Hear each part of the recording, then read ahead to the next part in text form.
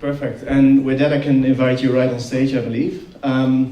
So Marten is our first speaker today.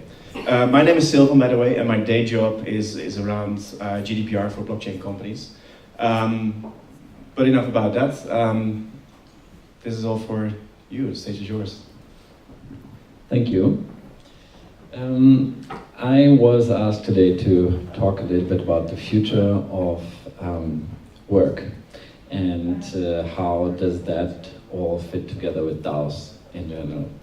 So, looking at the future of work, we probably want to, look a little bit into these areas that we usually do, like we look at the valley, here in Berlin we look at the alley, right? So how does the future of work look like?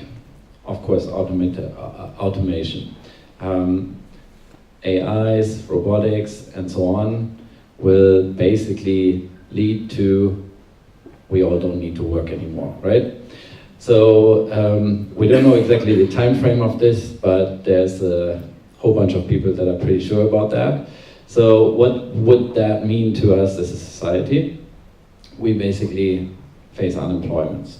What happens when we have unemployment? Usually we start more freelancing, and obviously we have also more entrepreneurship. Now, there's another big idea going out there that is basically that we have a universal social income.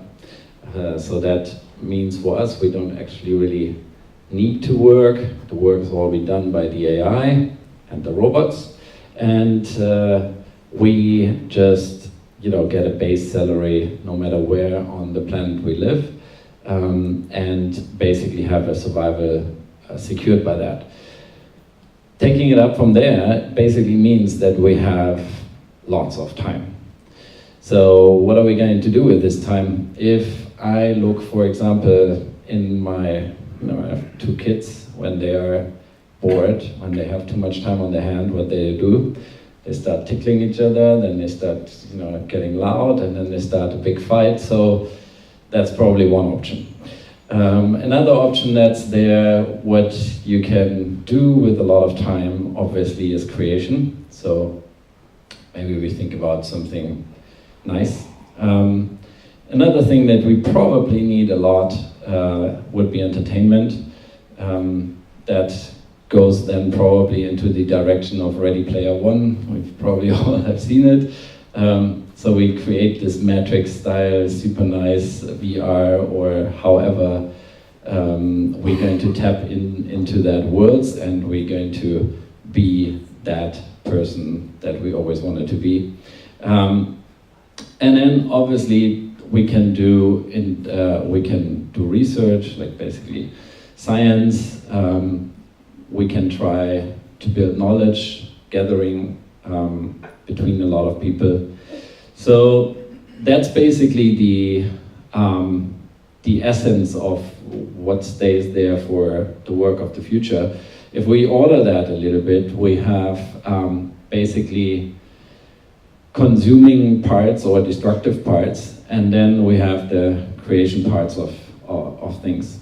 Now, the creation part basically services the consumer part, right?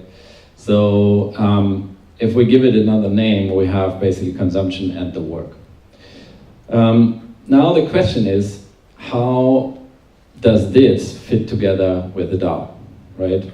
I guess most of you are familiar with the term DAO and what it means. Is there anybody who needs a bit more introduction into it? Okay, then we skip that. So how do we put that together? Let's put the work of the future into a DAO, right? Then we have basically something like a swarm creation. So many people together create something. We don't want to go into any vertical here, so I kept it like really high level. With clever project management, that could be either automated or decentralized or both of it. We could probably develop quite interesting creation models for the future. This is something where a lot of people are thinking about now, or where a lot of projects are making quite interesting proposals. So this is definitely something that we want to follow up.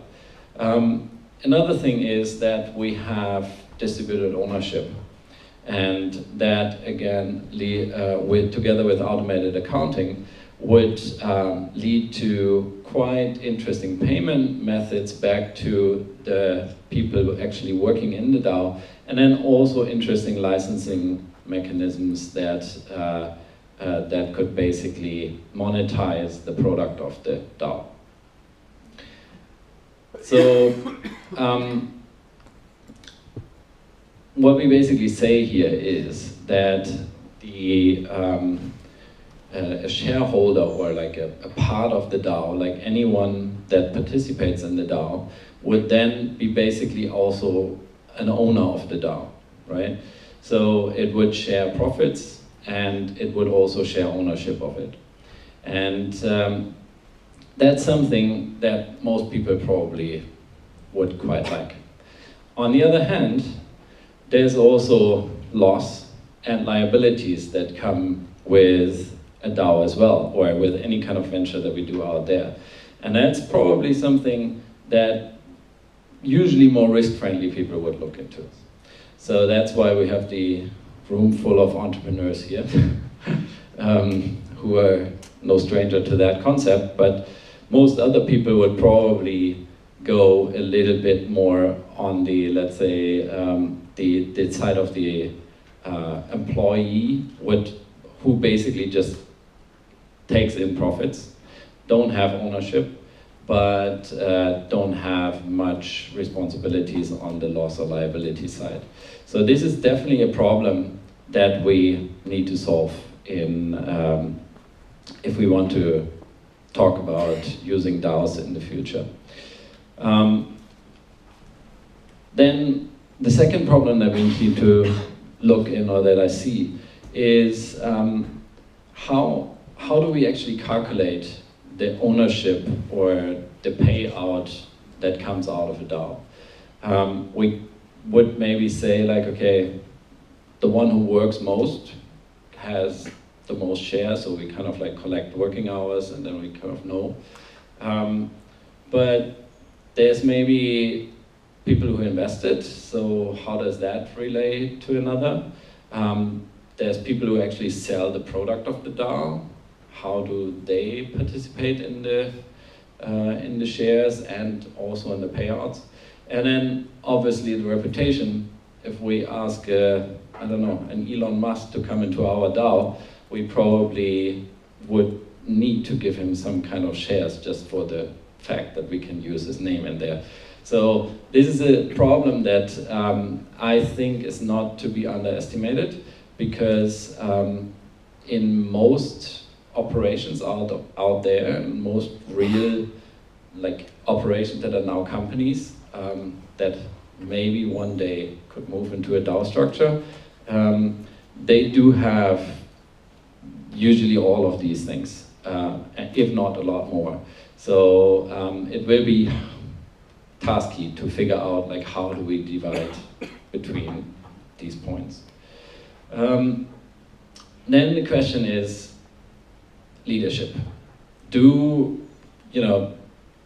Is it okay that a project, a company out there basically has no charismatic leader who stands in front of a bunch of people and just makes a call on something? So and that is actually a very interesting experiment where we actually have the Dash DAO already there, which is kind of like a hybrid in between. We have a CEO of the Dash Foundation who actually doesn't really own any part of the Dash blockchain, but he still has a lot of say, and he's basically kind of like a guidance or like a direction maker. So it's kind of interesting, and it's an interesting discussion as well that we need to run. Like, is a completely headless organization able to psychologically lead the people that are inside? right?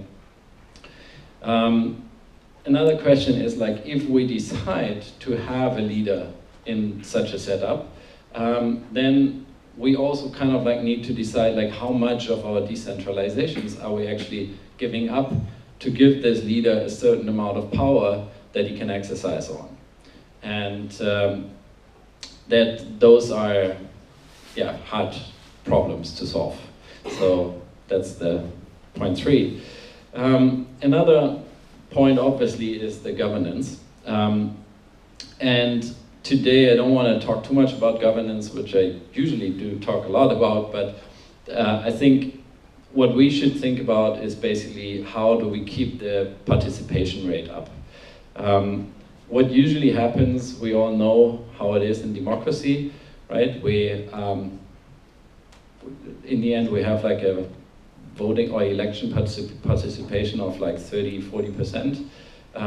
In Dash, how high is your participation in most of the calls, roughly? That depends on the proposal. Yeah, let's say maximum. Maximum there are 4,700 votes, and normally there are 1,000 votes on proposals. Okay, so we can see that we kind of like need mechanisms that keep the DAO members engaged in basic politics of the DAO governance.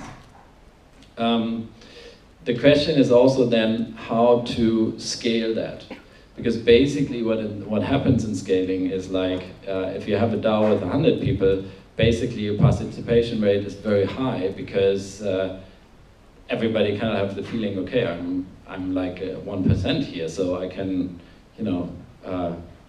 have a big say, basically, right? If you have a DAO with like 1 million people, then the one single person in there already feels kind of like diminished, unto the point where we are with governments these days, basically, where we have basically millions of people voting on a problem, and then we get to these like 30–40% participation rates, sometimes less. So the bigger we scale the DAO, the more difficult this kind of participation problem will be to tackle. And then the question is, can we build something that actually doesn't need the participation rate that high? So can we build something where basically a representation represents the idea of the complete DAO, but we don't need everybody to vote, right? So this is problem number 4 that I would like to push out. I would like to mention a project here, which is actually funny that you are here, so we're going to hear more of them later. It's a little bit of kind of like one of my favorite DAO projects out there. A couple of, it's called DAO Stack. The guy, Marten, kind of like thought out a holographic consensus, and what that basically means is like that, or the thesis behind it is that a small part of the DAO, when they run a call or an election, then that this small part basically represents the idea of the whole DAO. So you don't need all the time everybody to vote for every single request.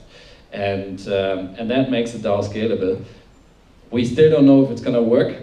You're probably going to update us on a couple of things on that. So looking forward to that. So in general, to round this off, DAOs in the future of work probably don't apply very well to operations that go like into different verticals or have like a lot of different type of tasks, works, and creations inside. Because there we're going to have this problem that we don't know really how we should honor which part and how many shares should we give to who. And these applies to a lot of production operations basically out there.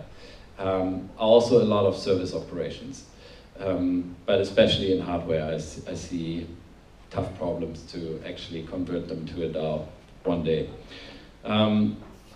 Then leadership-centered businesses obviously are not really applicable to DAOs, right? If we need a strong leader on something, then why should we build a DAO around it? Then anything that's kind of like related to risk management. That's basically due to the fact that the owner of or the participator of a DAO is always also a co-owner of a DAO, and that risk is not a risk that everybody would like to take. More applicable DAOs seem to be to things like asset management, for example, especially digital asset management. If you want to decentralize them, because that is basically one vertical, and in this one vertical you can basically say like, you know, what is your trading volume, or how big is your profit? That is the amount of share that you hold in the DAO, or something like that. So that's more definable. DAO probably is also could be very interesting to apply on decision management. So basically you could think about like a government, a real government, a country's government on a DAO. Could be interesting. DAO stack actually has an interesting way of like stacking these things. So you can you could have a DAO inside another DAO, inside a bigger DAO, and then votings and elections would go along. Open source science, basically, that could be very applicable, I think, on blockchain and DAOs. And then hierarchized decision processes, and that's what I just said before. So we can basically stack DAOs on top of another. So we have, I don't know, like if we would talk about a country, for example, we have like the Ministry of Economy would be one DAO, and inside that DAO would be basically all the sub-departments of that department of the ministry, and so on. So then inside the sub-department will be a vote, and then this one DAO has then a say in the next bigger DAO, and so on. So it's quite nice to hierarchize them. And that's it. Thank you very much. Thank you right away. Thank you so much. We have time for 2 questions, and I see 2 hands, so I'll just walk over there. Just give me a second. No, okay. An idea what has nothing to do a lot with that what we are talking here is, what about using the DAO for elections? Let me name the term direct democracy. What do you think about that? Direct elections. Sure, that would be one application that I just mentioned. That would be probably, or would be more probable. However, we have to solve quite a bit of problems there. The first problem is the identity problem that we haven't really solved on the blockchain yet. Then we have to see the way how we can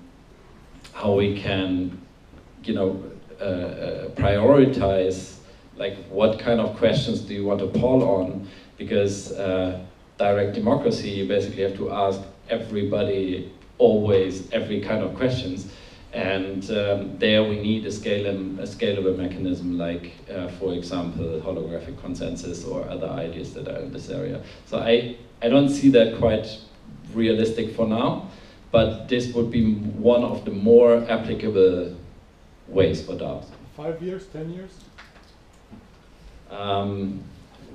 Maybe technically, he's going to talk about it. Technically, I would say rather 5 years. Legislative, you never know. I have a question, because to me it's like when you look at the moment, we have communities already everywhere. You know, they don't call themselves DAOs, because they don't know the term, because they don't know about blockchain stuff and so on. So what's the real difference? I mean, you have communities already, they vote on the internet, they talk about decision making. Yeah. So the major difference between a DAO is that a DAO is basically automated inside its rules. So basically the rule set is written in code, and the code sits on the blockchain, and nobody can ever change or touch that. And that is kind of the idea, that you really have now a community that really don't need to trust anybody, right? So you don't need to vote for a club leader or somebody or representative for certain things. And then the community doesn't need to rely on that person. So everybody just relies on the code, and the code is basically written in stone. That's the major difference. Other than that, the way how the community gathers around, how do you do governance around these groups of communities and so on, they're basically the same. So the problems that we have inside of designing a DAO, generating a DAO, are no different than the last 5,000 years of democratic evolution. It's only the only major difference is that we don't need to trust anyone anymore to execute on the rules that the DAO actually set. One last question maybe. Would love to hear views on the tool to be used for the decentralized decision-making process. So would you recommend like a inherent token? Would you say a stable coin is much better for this, or would you say like an external currency or an external token would suffice in how the DAO operates in the decentralized decision-making processes and all? Yeah, to raise the right questions. Well, in my opinion, we haven't found a golden way yet. Basically, the most fairest way for governance would be basically one person, one vote. The problem on the blockchain is that we can't execute that really, because you need to have a centralized point who basically decides that person is that person. So basically what is the ID issue point, right? So that is centralized again, so then in that case you don't really have a decentralized system. There are ideas out there that might, or that are interesting for this, but that would be basically the most fairest way of, let's say, run a democratic system. The other system would be a plutocratic system. That would basically mean that everybody votes with the amount of coins that he holds on the DAO. And that would basically mean that the biggest investor or the biggest worker or whoever holds the most stock in the DAO is then making the call. And these kind of systems are usually quite easy to tamper with, especially when the DAO is still small. Then there's a third way of dealing with things, and that is by reputation. So you basically give, you bind a reputation onto basically a wallet, right? So you don't need to actually identify the person in the real world, you just say like that wallet. And then that wallet can earn reputation in the system by doing good work for the network or for the DAO. And then you can use these reputation tokens, or however they're going to be, for voting inside of the DAO. So these are the three major ideas to push this through, but which one is the best? I personally think that all of them have their benefits and their doubts at the moment. I haven't seen any one of them working quite perfect yet. I'm very much looking forward to hear more about that from the DAO Stack friends. Let's do one very quick question, very quick answer, if that's possible. Okay, this is a more simple, fundamental question. So you start off by painting a picture of what the future of work is going to be like, which is debatable, I suppose, but let's just say, for the sake of argument, that it's going to be like that. How exactly do DAOs tie into that future? Why does one imply the other? I don't quite get that. And related to that point, don't the motivations for participating in a DAO apply to now as opposed to in the future? Yeah, you are right. So basically, if we really don't have any work anymore, because the AI and the robots do everything for us, then we also don't really need a DAO to control work, right? However, we need something to be busy with as humans. So if we don't use the DAO to actually control work or to organize work, we may just, organize art with it, right? Or just the collection of knowledge, right? The common collection of knowledge, things like that. So I think DAO could be applicable for that, especially in a setup where we, where the human or the mind-machine connection, high bandwidth connection that Elon is working on, if something like this comes through, then most likely the common conscious of all people will be stronger anyway. So we will be rather more running into the same direction as a let's say a society, and then we might actually really want to have something where we can govern ourselves with, and where we can come to conclusions much quicker and much more decentralized than actually a government would do. So there might be some applications there. Thank you so much, Marten. Big applause. And next up, that was really pretty cool.